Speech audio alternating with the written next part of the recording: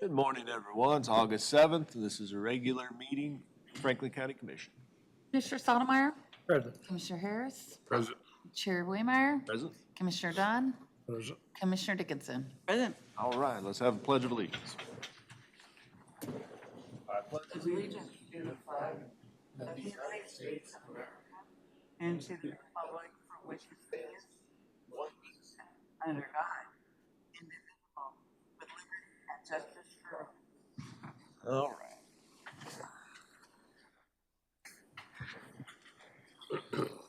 Good comments. Our consent agenda today includes meeting minutes from July 31st and claim vouchers in the amount of $388,188.84. Is there a motion to approve? So moved. Second. Commissioner Sotomayor, Yes. Commissioner Harris, Yes. Commissioner Dunn, Yes. Commissioner Dickinson, Yes. Chair Waymire. Yes. Down to items of business, the first of which is a rezoning application. Good morning, Pat.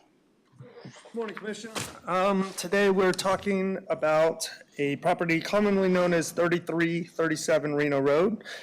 It's about 2.5 miles to the northeast of Ottawa. Currently, the property is 62 acres at the A1 district, and we're looking to move 17.81 acres with a house and all the amenities to the A2 district, and then leave the remaining 46.38 acres into the A1 district.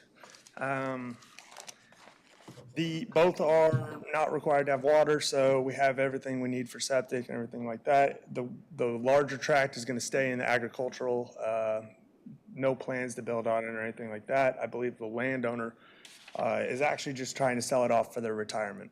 So the larger one's not required because it's agricultural. Both of them are in the agricultural district, but we already have a house and everything on the smaller lot. Okay. Excuse me. I said it was going to be the A2 district. I meant to say that the 17 acres is going into the RE district. That was my mistake. And RE does need water. And doesn't it does, but the But it RE has it. has it, everything. That's where I was going with that. My apologies. The vote was unanimous for approval. Staff recommends approval, and we didn't see any issues with roads or anything of that nature. It's not a highly used road as it is. All right. Any questions for Pat? This is rezoning application 2405-0008. Is there a motion to approve? Motion approved. Second. All right. Commissioner Harris, Yes. Commissioner Dunn, Yes. Commissioner Dickinson, Yes. Commissioner Sotomayor, Yes. Chair Waymire. Yes. Second item of business is to consider amending our zoning regulations to require storm shelters in mobile home parks. Okay, so this is a little different than what we typically look at for regulation change due to the fact we don't actually have any mobile home parks That's that what I are was going, zoned. I was like, do we? No, we Do didn't. not. This is actually basically preventative medicine for anything that could happen in the future. Franklin County is currently part of the Homeland Security region. We have a hazard mitigation plan. A lot of this has to do with if we ever do create a mobile home park. This is one of the procedures that keeps the people safe that are going to live in the most vulnerable types of residents. We had a pretty good discussion about it. One of the issues from one of our planning commissioners that came up was the added cost that this would cost a developer. Their argument was this is low-income housing. They're just going to add the cost of a storm shelter to the rent of or sale of the mobile homes. In our opinion from staff, we believe that life safety is more important than the fiscal hardships of what that may cost. I don't think it is astronomical to the point where it's worth anybody's life. Other than that, I believe that if we do decide to build a mobile home at some point and we do put this in, FEMA actually provides us more money during the event of a catastrophe for the insurance purposes and whatnot, as the overall mitigation plan that we're trying to basically check all the boxes in order to gain as much funds as possible within a disaster area. So staff recommends approval. Planning Commission voted, I believe it was 8-1 for approval, the one being for the fiscal situation as I spoke before. So like the RV park at Homewood, that's not considered, Technically, this only is for the mobile home district. The RV park was created prior to zoning, and therefore it actually is an agricultural one district with a special use permit.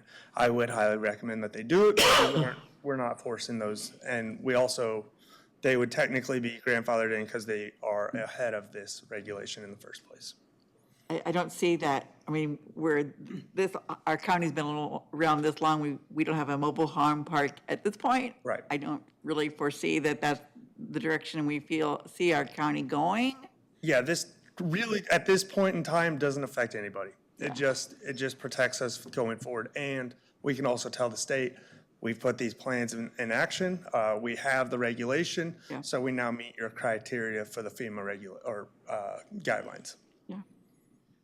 It's good that they're considering the additional cost and burden and weighing It is. those against accessibility of housing, but I think there certainly are some requirements that are so burdensome that you really do start to wonder if the cost and payoff, but to me, it's a very reasonable thing to expect, and importantly, I'm glad that we're adding these regulations now, not when somebody starts the conversation of making the investment, we're moving the goalposts Correct. on them as far as what's expected. So Or after the fact of a even disaster. if that day never comes, or after the fact wishing we had, so, Yes.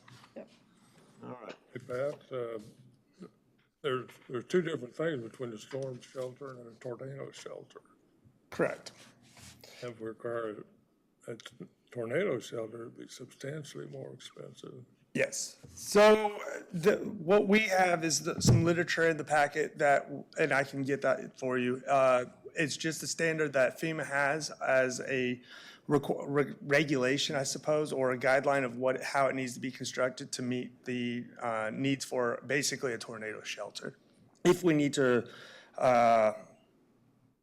relook at how we type that in as verbiage, we can do that. We still can make those changes back to what FEMA describes it as. We're just trying to keep it at the national.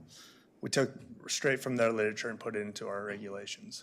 Is that a prescriptive code like our building code is, where it says, do this, and It it would be. applies? So I- you wouldn't have to go get an engineer and one off Correct. every time you wanted to I do believe it something. it pretty much follows the guidelines of the ICC book. Yeah, which kind of, again, keeps that cost down that you. Correct. It's basically, in this case, you can either bury prefab or maybe even build it out of cinder block or something of that nature.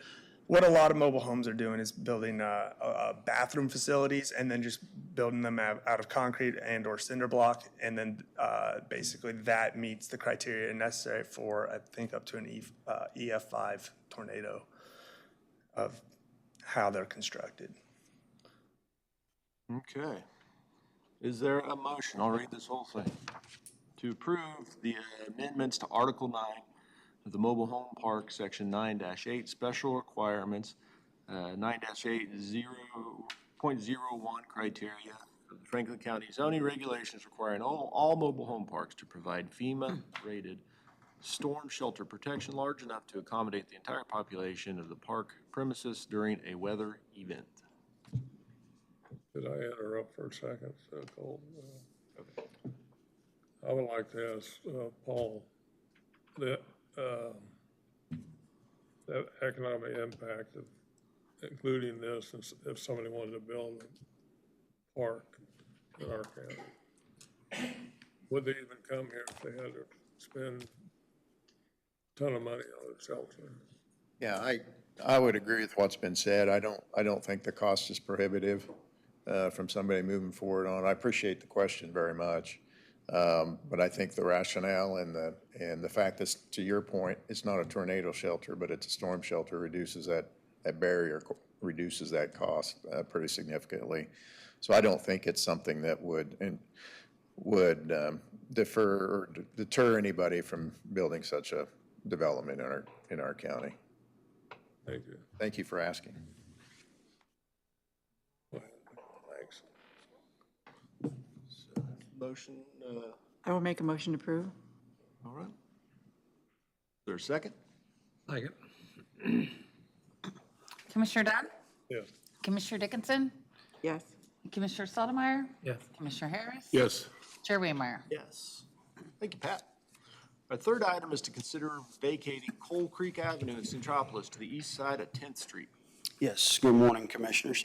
This is something that's been in the works back even when Mr. Lee was here, and I've spoken with all three of the residents that own property along this stretch. It's actually in the southeast quadrant of Centropolis. We've never maintained it. I think it's been private citizens that's been mowing it as part of their yard. Everybody has been supportive of it. The letters went out a few weeks ago, and we've waited an extended period of time. And the only thing I can ever recall doing on this stretch of road is maybe replacing a street sign. So I think the county is supportive of the vacation if so desired. Right, there's no utilities in there that Nothing that affects us. so we published notice and voted to have this meeting, so we would need to open a public hearing, wouldn't we? Yep. Is there a motion to open a public hearing to consider vacating Coal Creek Avenue in Centropolis to the east side of 10th Street? Got a motion from Don? Second. Second from Roy, all in favor? Aye. All right, would anyone like to speak regarding this item? No? All right. Last chance. I see you shifting in your seat. Yeah, now's the time. Don't be scared. Come on up if you do want to speak though. What's your name? What's your address? My name is Dennis Pierce. My address is 4354 Louisiana Road. I actually own one of the properties that abuts the proposed vacation. It runs into a floodplain. It dead ends into a tree line, and we've been mowing it for the past few years, and we think it would help the property values and stuff if we could vacate it and move it to a spot where possibly we could put up housing, so. That'd be great. I'd love to see some development in that Yeah. area. So, appreciate your consideration. All right, thank you. The only thing I'd have add, Colton, is there is one other property owner, Charlie Homer, and I've spoken to him. I've got letters of consent on all three that are approved. That So, doesn't leave anybody landlocked. No. Didn't approve. All right. Anyone else? Is there a motion to close the public hearing? So moved. Is there a second? Second. All in favor? Aye. All right, we've closed the public hearing. Now we need to vote to vacate Coal Creek Avenue to the east side of 10th Street in Centropolis. Is there a motion to do so? Usually when we're vacating, it's because people have been in there when they're not supposed to, but this is actually one of the best reasons ever to vacate a property is to be able to develop it and provide additional housing. So with that being said, I would make the motion to approve. All right, is there a second? Second. Commissioner Dickinson? Yes. Commissioner Stottlemyre? Yes. Commissioner Harris? Yes. Commissioner Dunn? Yes. Chair Waymire? Yes. Staff reports, Derek. Nothing today, Colt. All right, Paul, anything? Pat? Sheriff? Sorry to break their trend that they get going. Ah, I just hadn't been here for a couple of weeks before the board, and I wanted to let you know, last couple of weeks I was able to attend the FBI National Command Course, which is an executive leadership and training program put on by the FBI out at Quantico at their academy. It was an honor to attend that. It's they've always had a lot of executive level training for larger agencies, and this one focuses on small and rural agencies because they understand that when you have less than 50 sworn people, that lots of times that agency head can't be away for a long period of time, and so they have a more condensed version of their training. And I was selected by the Kansas City field office to attend that. It was great. And one of the good things about it is it's our federal tax dollars that covers all of that. So travel and food and everything. So that was fantastic. So I appreciate that. We made it through all of our fair season, And that was a good thing. Everything went off well, and we had some really good weather, I think, down in Lane especially, and all of them were very well attended. And it's good to see all of our community get together and all of the different organizations be able to get out and mingle and interact with the public in the way that they did. So my staff was very good about being out there, and we appreciate everything that they do, because it is something that's kind of above and beyond.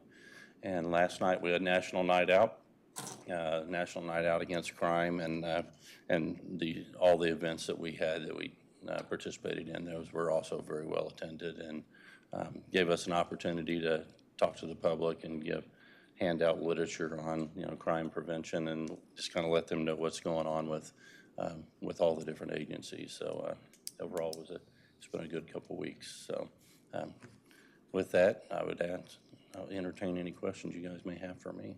Well, congratulations, 4 more years. Yep, thank you. And I'll just point out that the county clerk did receive more votes than me, and Yeah, well. I did give a concession call to her last night on that. So. Thank you. Just a few things. We are just finishing up on a rather large project down on Allen Road, just west of 59, that's been in the works for a long time. We've improved some drainage down there. There's one hill just west of town, and it's needed some attention for a long time, and we finally were able to get around with the Old 50 project. We were able to get some crews down there and get that taken care of, and it should wrap up this week. As far as Old 50, everything seems to be on schedule. They're in the process of pouring the extensions and the concrete work on the 4 miles. We have, Justin and our crews have worked very hard in doing our widening on the 12. We will, by the week's end, we will have approximately 1 mile of that completed. And I think that's all the further we're probably going to end up going at this point. We don't want to get behind. We still have the asphalt to put in, but we have it all prepped. So we'll have that hopefully knocked out and ahead of Kilo, and waiting for them to go through with the widening of it. That's all I really have at this point, where everything seems to be on schedule. If you have any questions, I'd try to answer them.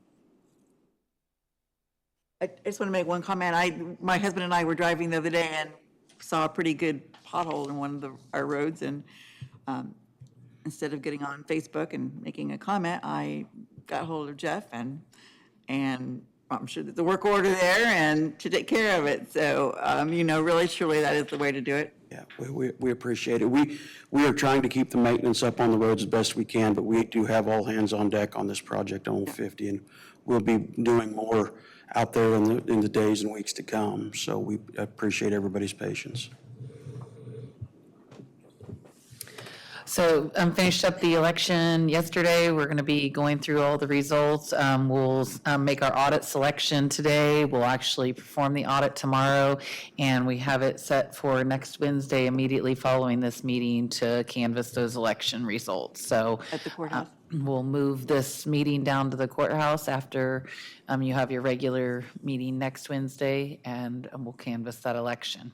I don't think it'll take a lot of time. Right now, the ballots that we have in are 2,550. I do know that we have a few more that we're waiting on correspondence from advanced voters. So we'll continue to see a few more come in throughout the end of the week. So I wouldn't expect many more than what we already have. So we'll be able to hopefully get through the canvas fairly quickly. No ties that we know of? No ties. Commissioners, Don? I did attend the Wellsville meeting a week ago. Big thing up there, discussing a lot of repairs and need work on their pool. And they had somebody backed into the police station up there and wiped out one of their support pole. And then luckily they got it on camera, so they knew who it was.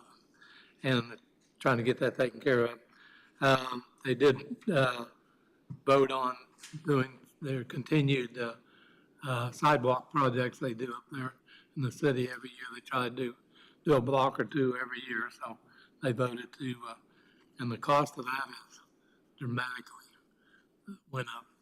They had two bids and they were, even the low bid was pretty dramatically higher, but that's the way things are going nowadays. I did go to the Rantoul meeting. They discussed a lot with their attorney and their coach enforcement down there. They're doing away with a couple of houses down there. They've been trying to get the go away to do away with them. And they have went through all the court proceedings and now they're going to be doing that. They're continually working on that ballpark down there, trying to bring it back up to where it went down over the years. They have put in new lights. They're redoing the infield, and they're trying to find possibly putting in a new water tower because the maintenance or the rework of the old ones is so dramatically costly. Maybe end up cheaper to put in a new water tower. So that's all I have. I don't have anything, Cole. All right, Roy. I just wanted to congratulate Sabrina Mater for prevailing in the third district commission race. There were some surprises around this, Jay. The only thing I went to last week was a chamber coffee at Arvest Bank. And then Princeton had their monthly meeting on Monday. Not any real new business going on there, so that's all I have. Is there a motion to adjourn? Is there a second? All in favor? Bob Roberts. We're adjourned.